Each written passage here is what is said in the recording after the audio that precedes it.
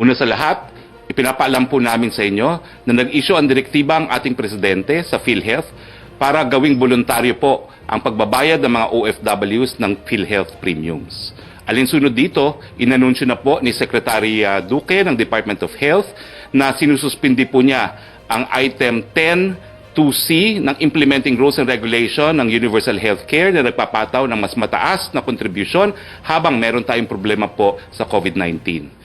Inanunsyo na rin po ng POEA at ng OWA na hindi na po i-require ang pagbayad ng ng PhilHealth premiums ng mga OFW para sila po maisyuhan ng kinakaulang mga papeles, yung tinatawag na OEC para makalabas ng bansa.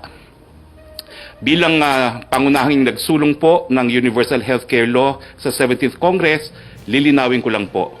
Wala po sa batas na nagsasabi na dapat patawan ng mga OFWs ng karagdagang premium sa pamamaraan na nais pong ipatupad ng PhilHealth. Yan po ay nasa Implementing Rules and Regulation para lang po sa kaalaman ng lahat.